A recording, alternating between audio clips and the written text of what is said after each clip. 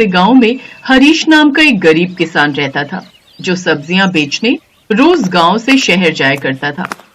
हे भगवान, ये कैसी जिंदगी है मेरी। रोज इतनी मेहनत करनी पड़ती है।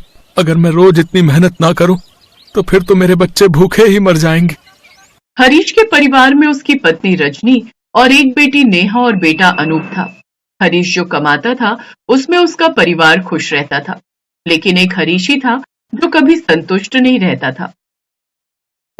ये भी कोई जिंदगी है?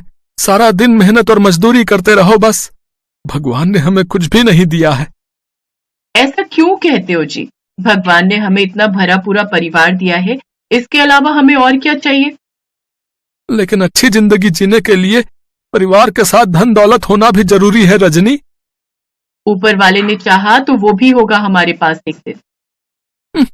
न जाने कब होगा। हरीश अपनी जिंदगी से खुश नहीं रहता था। वो हमेशा अपनी गरीबी के लिए भगवान को कोसा करता था। ऐसे ही एक रोज तेज बारिश हो रही थी। हरीश सब्जियां बेचकर वापस गांव की तरफ लौट रहा था, तभी एक तेज रफ्तार से आते ट्रक ने हरीश को टक्कर मार दी और उसका बुरी तरह से एक्सीडेंट हो गया और उस एक्सीडेंट में उसकी दोनों टांगे चली गई। अब वो कभी भी अपने पैरों पर नहीं चल सकता था। अब हरीश हमेशा के लिए अपाहिज हो गया। अब वो व्हील चेयर पर ही रहता। कुछ दिनों तक तो घर में जो पैसे थे उससे उनका गुजारा चल गया, लेकिन अब राशन खत्म होने लगा था, तो रजनी को आगे की चिंता सताए जा रही थी। ऐसे ही एक रोज, मैं अपने परिवार को भूखा नहीं मार सकती। अब मुझे अपने इन गहनों को बेचना ही होगा। नहीं माँ, बाबा ने बड़ी मेहनत से ये गहने आपके लिए बनाए थे, इन्हें मत बेचो ना। अगर हम कुछ काम करके पैसे कमाए तो। लेकिन क्या काम? माँ, तुम खमण ढोकला बहुत अच्छा बनाती हो। जानती हो ना, सब पड़ोसी क्या कहते हैं कि आपके हाथ से अच्छा खमण ढोकला उन्होंने पूरे गुजरात में नहीं खाया। लेकिन इसके लिए पैसे कहाँ से आएंगे? अरे हाँ, मैं जमींदार से थोड़े पैसे उधार ले आती हूँ, जब कमाई होने लगेगी तो उसका कर्ज चुका देंगे। रजनी जमींदार से कुछ पैसे उधार ले आती है और अगले दिन ही उसने बाजार में एक ठेला लगा दिया। रजनी ने खमण ढोकला बनाकर तैयार कर लिया।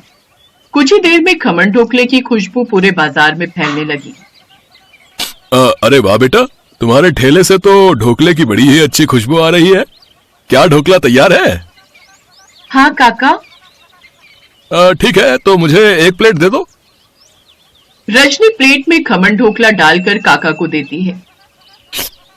आहा, भाई वाह, क्या मजेदार ढोकला बना है। ऐसा करो, 4 प्लेट पैक भी कर दो है। और कितने पैसे हुए मेरे कुल मिलाकर? भाई साहब 30 रुपए प्लेट है, तो आपके सब मिलकर 150 रुपए हो गए। 150 रुपए पाकर रजनी बहुत खुश हुई। अरे वाह माँ, हमें तो अच्छी कमाई हो गई। हाँ बेटी, लेकिन ये पैसे अभी कम है। घर का राशन, तुम्हारे बाबा की दवाइयाँ, इन सब के लिए अभी और पैसे कमाने होंगे। कुछ ही देर में और भी कई लोग उसके ठेले पर खमण ढोकला खाने आए, जिससे उन्हें खूब अच्छी कमाई हुई। शाम को वो सब खुशी खुशी घर लौट आए। बाबा देखो, माँ की आज अच्छी खासी कमाई हुई है। अरे वाह, ये तो बहुत अच्छी बात है बेटा। अब मैं तो कुछ कमा नहीं सकता और मैं खाली तुम पर बोझ बनकर ही रह गया हूं। ऐसा मत कहिए जी। रजनी ने हरीश को समझाया, लेकिन हरीश तो बस खुद को लाचार और बेबस ही मान रहा था। अब रजनी और बच्चे हर सुबह बाजार में खमण ढोकला बेचने निकल पड़ते। रजनी ढोकला बनाती तो अनूप सबको परोसता जाता। रजनी के खमण ढोकला सबको खूब पसंद आने लगे और उसके पास खूब ग्राहक आने लगे। अब एक हफ्ते में जितने पैसे रजनी ने कमा लिए, उतने तो हरिया महीने भर में जाकर कमाता। अब उनके घर में खूब बरकत होने लगी। माँ देखो, कितने सारे पैसे। हाँ बच्चों, भगवान की कृपा हम पर बरस रही है। अब तो बस यही उम्मीद है कि जल्दी से तुम्हारे बाबा भी ठीक हो जाएं। कुछ ही दिनों में रजनी ने मुखिया का उधार भी ब्याज समेत चुकता कर दिया। जहाँ सारा दिन रजनी और बच्चे बाजार में खमण ढोकला बेचने में बिजी रहते, तो वहीं घर पर हरीश उदास पड़ा रहता। हे राम, ये तूने मुझे कितना लाचार बना दिया। मैंने कभी नहीं सोचा था कि मेरा ये हाल होगा। इससे तो अच्छा होता तू मुझे उस एक्सीडेंट में मार ही देता, तो मैं कम से कम अपने परिवार पर बोझ तो नहीं बनता। ये कहकर हरीश खूब रोता है। तभी उसके सामने प्रभु राम प्रकट होते हैं। अब तुम क्यों दुखी होते हो हरीश? तुम्हें ही तो पैसा चाहिए था। अब देखो तुम्हारा परिवार कितने सारे पैसे कमा रहा है। प्रभु, भला मैं इन पैसों का क्या करूं? ना तो मैं इन पैसों से चल सकता हूं, ना ही अपने परिवार की मदद कर सकता हूं। ऐसे पैसों का भला क्या मोल प्रभु, जहां अपना स्वास्थ्य ही ना हो। अब तुम्हें जीवन का सही मोल समझ आ गया है हरीश। सही धन दौलत अपना शरीर है, ना कि धन। हमेशा याद रखना, जीवन में जो भी समस्या आए उसका डटकर मुकाबला करना। अपने जीवन को कभी व्यर्थ मत कहना। प्रभु, मुझे सब समझ आ गया है जो आप मुझे समझाना चाहते थे।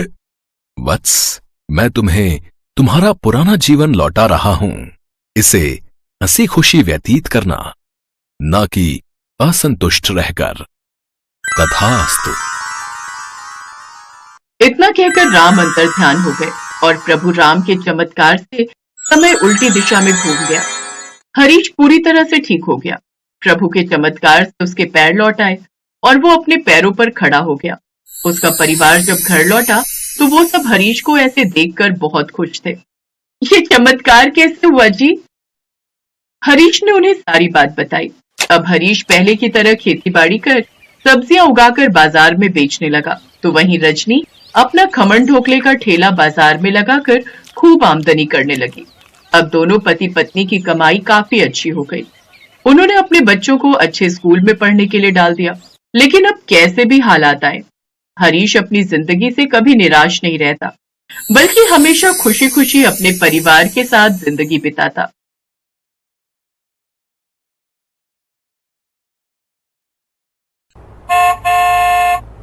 मोहन पकौड़े का ठेला लगाता था।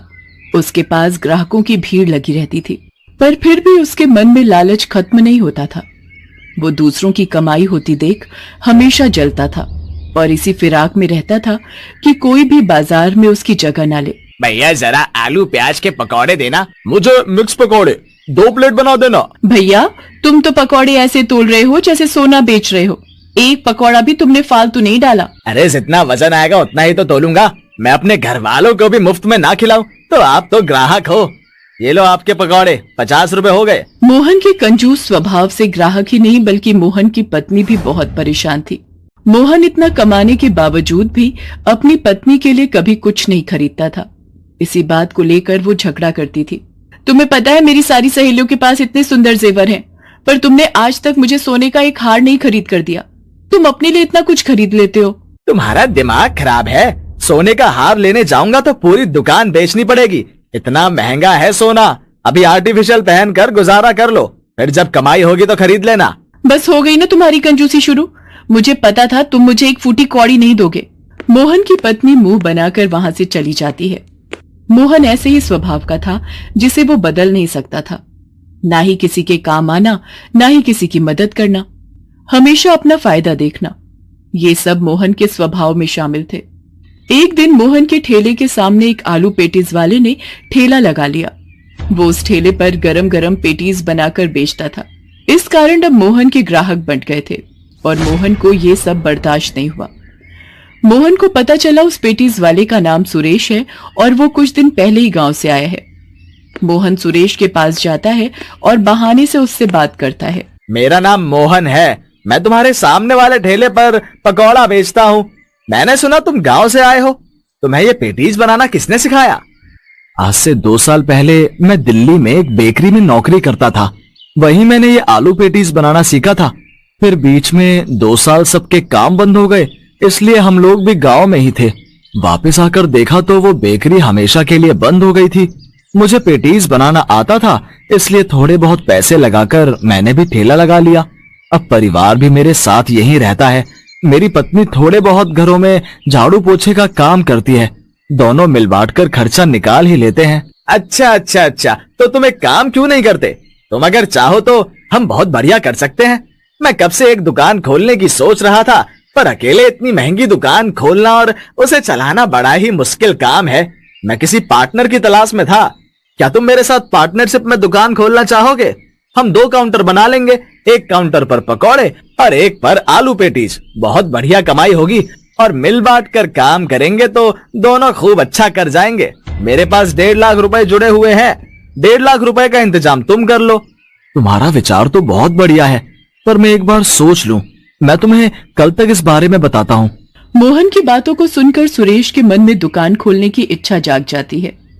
वो कब से एक दुकान खोलना चाह रहा था, पर उसके पास पूरे पैसे नहीं थे। सुरेश मोहन की बातों में आ जाता है और घर जाकर सारी बात अपनी पत्नी को बताता है। ये तो बहुत अच्छी बात है, दुकान खुलेगी तो मुनाफा भी ज्यादा होगा। तुम्हें तो पता है शारदा, मेरे पास तो मुश्किल से थोड़े बहुत ही पैसे जुड़े हैं, वो तो कम रहेंगे। तुम एक काम क्यों नहीं करते? गांव में जो हमारी जमीन का टुकड़ा है उसे बेचकर तो कुछ पैसों का इंतजाम हो जाएगा, और साथ में मेरी सोने की बालियां और 2 चूड़ियां भी हैं। तुम इन्हें गिरवी रखकर पैसे ले सकते हो। सुरेश अपनी पत्नी शारदा के कहने पर गांव की जमीन बेच देता है और शारदा के कुछ सोने के गहने भी गिरवी रख देता है। सूरज के पास जो भी पैसे जुड़ गए थे वो उन पैसों को मोहन को दे देता है। सुरेश बहुत सीधा साधा था। वो मोहन को पैसे देते समय कोई भी कानूनी कागज नहीं बनवाता। वो तो बस मोहन के विश्वास पर मोहन को रुपए दे देता है। सुरेश की सारी जमा पूंजी उस दुकान को खरीदने में लग जाती है। ये देखो सुरेश, अब हम दोनों इस बड़ी दुकान के मालिक हैं। तुम एक काम करो, जब तक इस दुकान की मरम्मत करने में और काउंटर बनवाने में समय लगता है, इतने दिन का तुम नुकसान थोड़ी करोगे। तुम एक काम करो, तब तक तुम उस ठेले पर ही अपना काम करो। जैसे ही दुकान तैयार हो जाएगी तो मैं तुम्हें बुला लूंगा। मोहन भैया, आप मेरे बारे में कितना सोचते हो। ठीक है, फिर मैं अपने ठेले पर वापस जाता हूँ। सुरेश मोहन के कहने पर वापस पेटीज के ठेले पर काम करने लगता है। काफी दिन बीत जाते हैं, पर मोहन सुरेश को कोई खबर नहीं देता। सुरेश देखता है कि मोहन का पकौड़े का ठेला भी बंद पड़ा है। वो उस दुकान पर जाता है और देखकर हैरान रह जाता है कि मोहन ने तो एक बहुत ही बड़ी और बढ़िया पकौड़े की दुकान बना ली है और वो वहां पर बैठा खूब बिक्री कर रहा है। सुरेश मोहन के पास जाता है और गुस्से में बोलता है, मोहन भैया, आपने दुकान बना ली और उस पर बैठना भी शुरू कर दिया। आपने मुझे बताया नहीं। पर 2 काउंटर की जगह एक ही काउंटर क्यों बनाया है? मेरा काउंटर कहाँ है? ये दुकान तो हम दोनों की है ना? हम दोनों ने आधे आधे पैसे मिलाकर इस दुकान को खरीदा था। कान से पैसे? किसके पैसे? ये दुकान मेरी है। तेरे पास कोई सबूत है कि ये दुकान तेरी है? चला आया अपनी दुकान कहने। चला जा यहाँ से, तेरे चक्कर में मेरे ग्राहक वापस लौट जाएंगे। सुरेश की गलती ये थी कि उसने पैसे देते वक्त विश्वास किया। सुरेश कुछ नहीं कर सकता था। उसके हाथ से सब कुछ छिन गया था। उसका मन बहुत खराब था। वो कुछ भी नहीं सोच रहा था। वो वहां से ऊंची पहाड़ी की ओर जाने लगा। अब मैं क्या करूंगा? मेरे पास कुछ भी नहीं है। मैं शारदा और बच्चों के लिए कैसे कमाऊंगा? सब कुछ छिन गया। सुरेश चलते चलते एक पहाड़ी पर पहुंच जाता है और वहां से कूदकर जान देने की कोशिश करता है। तभी उसके सामने एक देवता प्रकट होते हैं। रुको, ऐसा मत करो। अपने आप को समाप्त करना कायरता है। हमें मुश्किलों से लड़ना चाहिए, डर कर भागना नहीं चाहिए। आप कौन हैं? मैंने आपको पहचाना नहीं।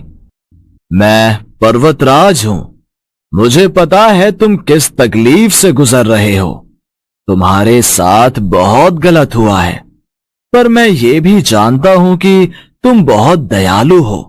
तुम दूसरों की सदैव मदद करते हो। यदि किसी ने तुम्हारे साथ धोखा किया है तो उसे उसके बुरे कर्मों की सजा अपने आप मिल जाएगी। मेरी इस गुफा में एक बहुत बड़ा खजाना है। तुम जितना चाहो उतना धन ले जा सकते हो और फिर से अपने जीवन की शुरुआत कर सकते हो।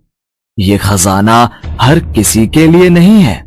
जो मनुष्य अच्छे होते हैं, ये खजाना उन्हीं को प्राप्त होता है। आपका बहुत बहुत शुक्रिया पर्वतराज। आपने मुझे नया जीवन प्रदान किया है। मैं सदैव आपका आभारी रहूंगा।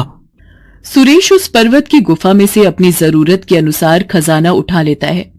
उस धनराशि से सुरेश अपनी पत्नी के गिरवी पड़े गहने छुड़वा लेता है। अब सुरेश के पास सब कुछ था। वो एक बड़ी सी बेकरी खोलता है। सुरेश आज भी गरीबों की हमेशा की तरह मदद करता था और खूब मेहनत करता था। उधर मोहन ने सुरेश के साथ गलत किया था, इसलिए उसे बेईमानी करने की सजा मिलती है। उसका सारा काम ठप हो जाता है और उसकी दुकान भी बिक जाती है। और मोहन फिर से अपने ठेले पर वापस आ जाता है।